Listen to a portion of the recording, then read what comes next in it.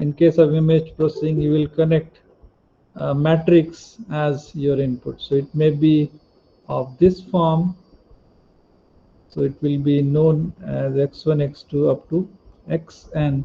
So I will call this throughout the course as capital X. So whenever I write capital X, it's a vector consisting of n different nodes.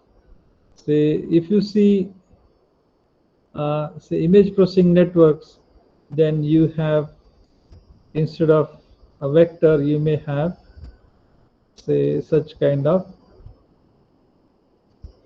image or a matrix.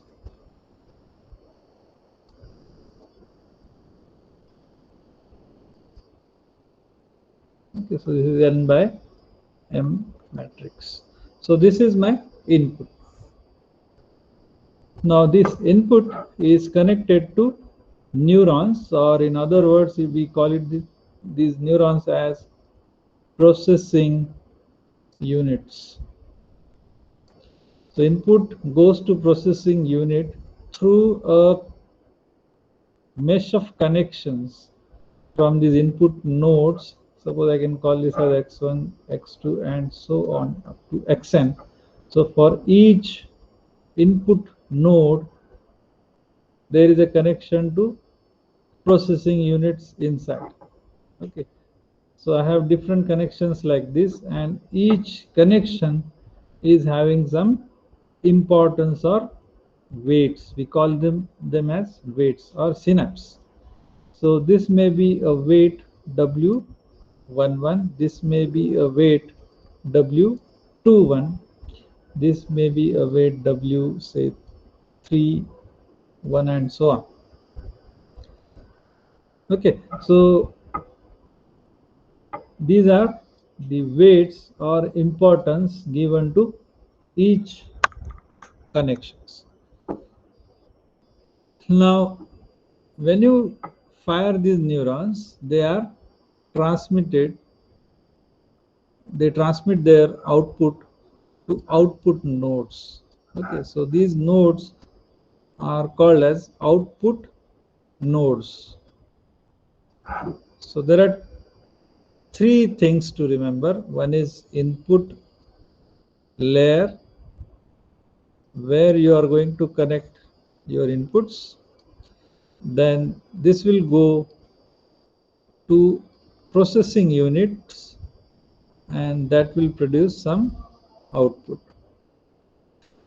Now remember, I am showing you a diagram where only one layer exists. You may have multiple layers between this input and output layer. Okay, so single layer, two layer, three layer, or multi-layer. So that kind of situation you may see in general here.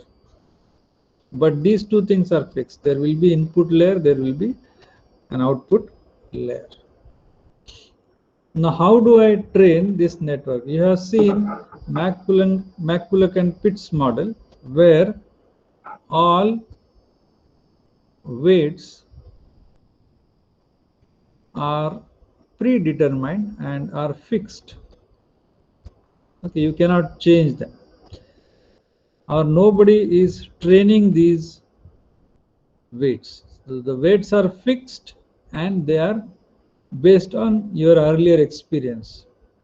You are not changing these weights once the circuit is designed. But that kind of Plato's theory we are not interested in. We are interested in Aristotle theory, where my network will learn automatically. I am interested in that kind of situation where my network is learning the things automatically. So what I want is, this will be input, then there is a neural network here. I will call it as artificial neural network, and there is some output. Okay, so what in general we will try to do is, we will try to present our input here one by one. Say for example, this is an input representing, suppose, pen. say this is a vector representing pen, so that will go to this network, and at the output I want to emit a symbol, or I want to activate a terminal which will be responsible for pen. Say this is output layer and there are so many nodes here, so this will produce say 1 whenever this network sees a pen. Okay, suppose I throw this pen vector and then I put here a duster vector, then suppose this second node is responsible for duster, then this should get activated and all others should remain inactive. So this is the structure I want. I will present inputs like this and expect a particular terminal to activate whenever a feature belonging to that object appears.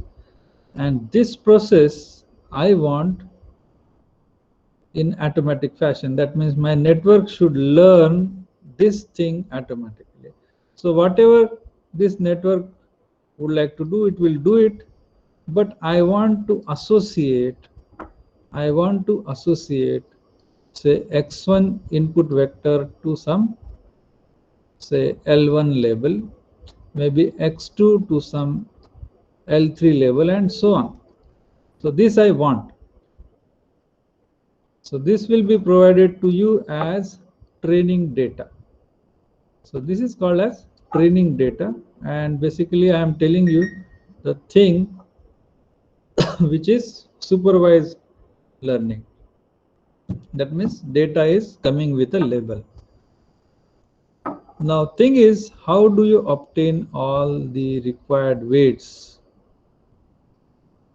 for a given problem? How do my network, how do I train my network to get this required response? So we will have basically certain learning rules to achieve this. So there is a general learning rule shown here. Say rule is R is a function of current weight, input, and some desired response. So D stands here for desired response, and change in weight will be done using this learning rule R. So change in weight is equal to some learning constant C multiplied by our rule multiplied by input. So this is a generalized structure. We will see more details onwards.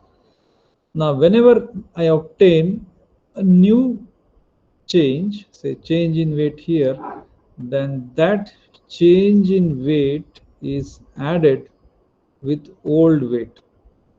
Okay, so this addition will result into a new weight. So what all is this, we will see with example subsequently. Try to understand that.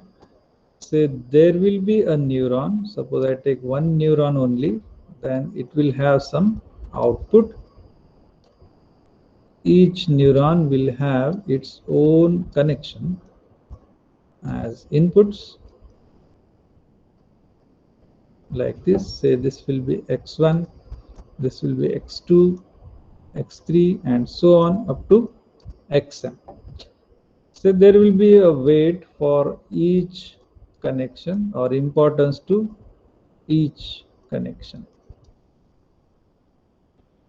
right? So this is my neuron, and this produces some output, say O, which is a function of net value. And what is net value? Net value is a summation or I equal to 1 to n wi xi. Okay, so what I do basically, I take this x1 multiply with w1, so this will be x1 w1 plus, then I take x2 multiply with w2, so this will be x2 w2 plus, and so on So like this I will keep on adding, and then last will be X and WN. So this total thing is called as net. This net I will pass on to a function called as activation function. So this F stands for activation function. So there are many activation functions. Simplest one is a thresholding function that we have seen in last network. That is, when your net value is greater than equal to some threshold, you will produce output 1. When your net value is less than threshold, you will produce 0. So that we have seen in last class, which is coming from that McCulloch-Pitts model. Now here, what is the problem? We are presenting some input, and we expect that for a given input, say network should produce suppose +1. And it is so happening that because I don't know the weights, what happens is I randomly assume weights when I start my algorithm. Since I don't know what are the correct weights for my problem, what we do is we just randomly assume some weights on these terminals. Okay, so these weights are randomly assumed, and then I present the pattern, suppose x1, and it is producing suppose -1.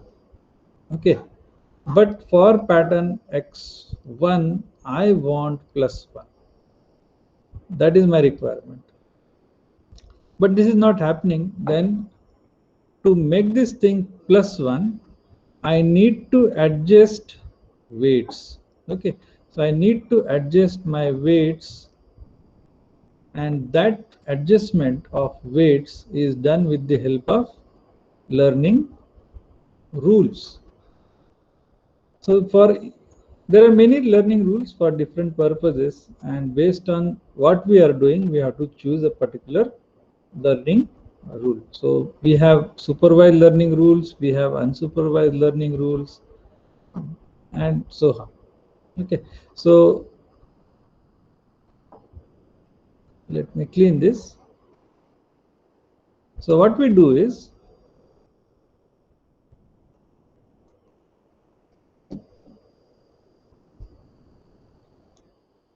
we take patterns, say like x1, I want +1, but I get -1, then there is some error produced. So this error is used to change weights. So where my intelligence lie in artificial neural networks is in the weights. So remember, weights are very important. Obtaining correct weight for your problem is the key behind the success. Okay, which weights are correct for your problem, how to obtain them is the key. So what we do is we change the weight. First of all, we will do random assumption. We will randomly assume all the weights in my network, and then second step is tune these weights, say change the weight so that you are moving towards the target. That means you reduce your error in the network to minimum. Okay, now how do I do it? I add the change in weight to old weight and produce a new weight, and I use this new weight further. So there is a term called a learning constant C. So this learning constant C stands for the step size. Say for example, suppose I take, this is my initial weight, suppose W1 vector. Okay, and I got some error signal, then I need to move in this direction. So I can move, say, this much, or I can move this much, or I can move maybe here. From here to here, I can take a big jump, I can take this much jump, or I can take a small jump, maybe up to this. So direction is obtained through some error signal. So maybe direction is this, but how far I should jump in this direction will be controlled by the controlling, say, parameter called as C, that is called a learning constant. Okay, more details we will see later on. Just try to understand this term, or you try to just remember that I have to keep this learning constant here a small number, maybe in the range, say, 0 plus to maybe up to 1. I can keep a small number so that I can control the activity when I train the network. So to train the network, there are different learning methods. The first one you can see is a famous one is supervised. The second one is unsupervised. The third one is competitive learning. Fourth one you can see is reinforcement or reinforced learning. So these are basic 4 types. Okay, and then you have, based on how you feed your data to the network, you can feed data vector by vector. Suppose I presented first vector, then I present second vector, then I present third vector. Okay, and after each vector presentation, or after presenting each vector, I do change in weight. Okay, so after every step I do change in weight and get a new weight after presenting each pattern. So when I present pattern followed by change in weight, okay, so present a pattern, then change the weight. If you are following this strategy, then you are doing incremental learning. So it's called as incremental learning or online learning. Okay, now there is other way of doing this. What I do is I do offline learning. It means I will present a pattern. Number 1, I calculate change in weight, suppose delta W1. Then I present second pattern, and then I calculate change in weight delta 2, and so on up to, suppose, nth pattern. So once I present a batch, so this is a batch of n patterns, I sum all these changes from I equal to 1 to n. So these all changes, then I add together, and then I update my network. So updation of network weights is done after presenting all the patterns. If that is the strategy you are following, then it is called as offline or batch processing. Nowadays there is third thing basically people use in deep networks, which is a mixture of incremental learning and batch processing. It is called as mini batch.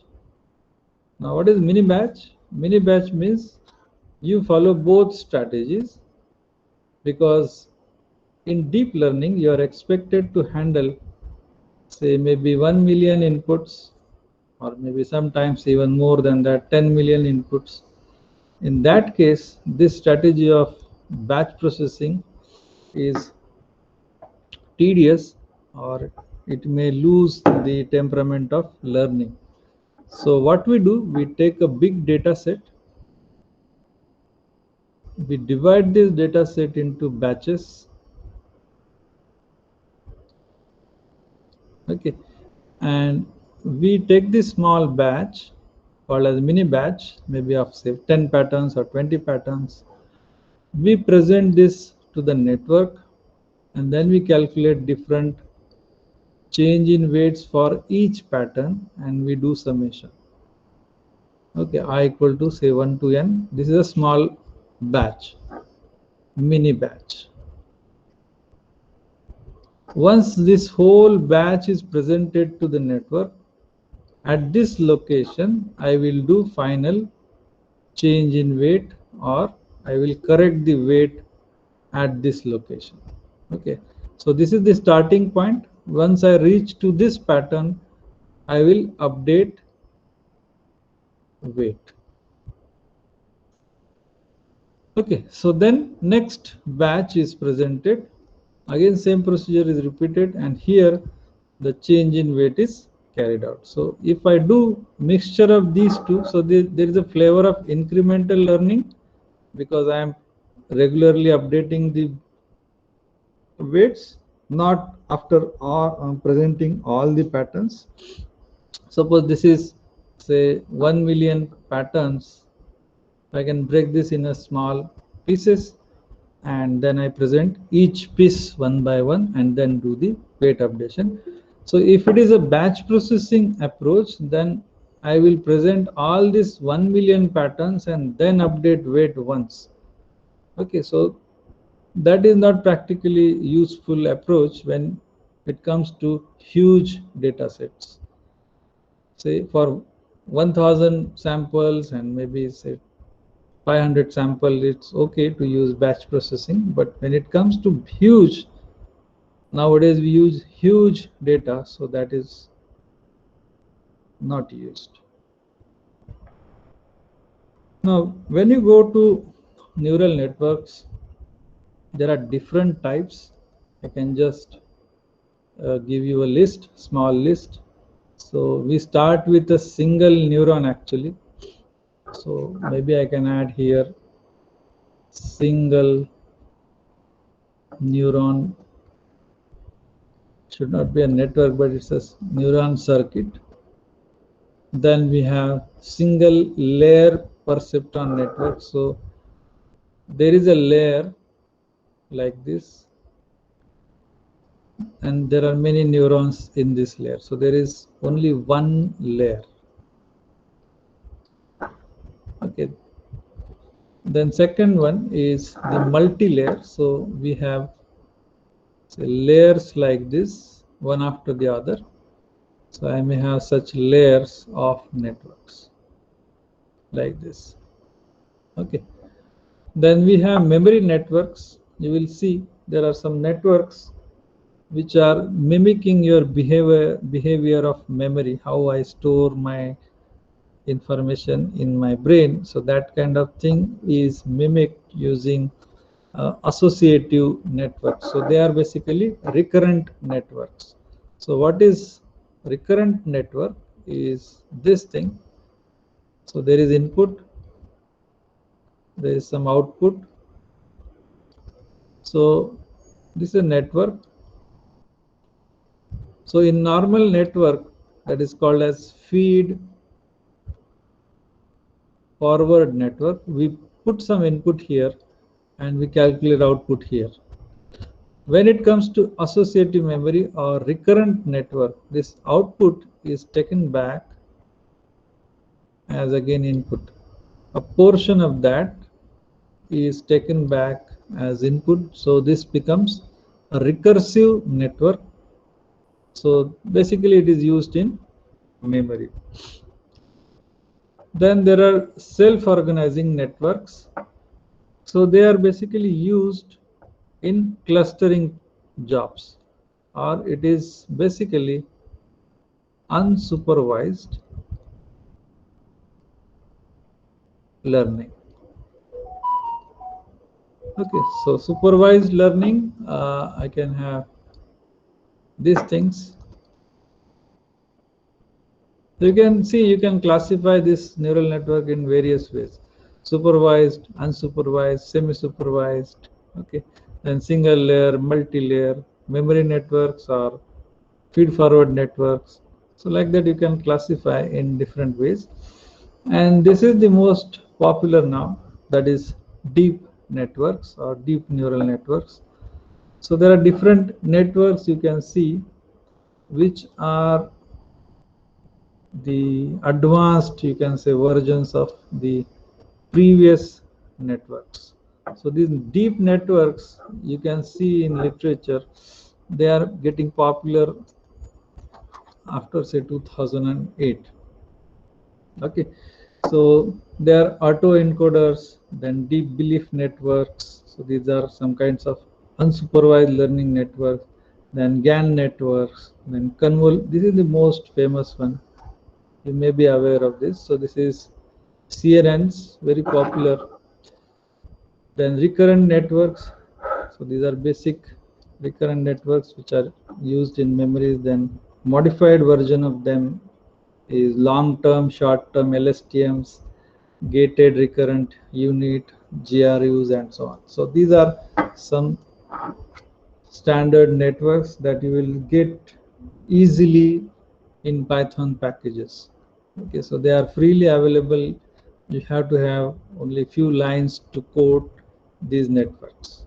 Okay, so I hope you will do all this in your practicals.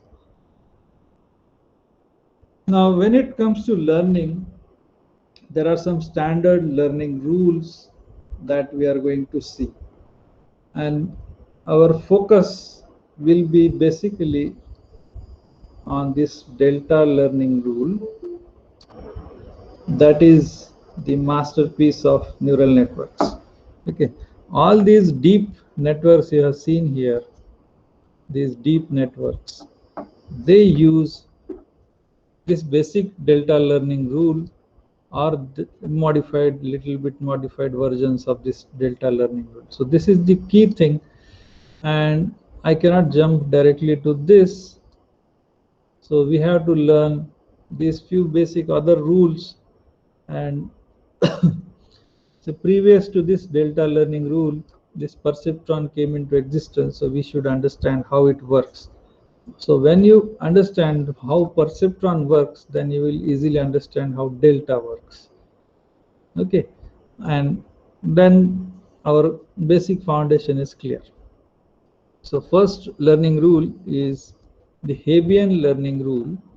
So mind you, when you started with McCulloch-Pitts model, simple model like this, in 43, there was no learning rule. So it was your experience, and that you have used to write here weights. And remember, weights is the location where your intelligence lie in neural network. Now how it is there, we will see with subsequent examples.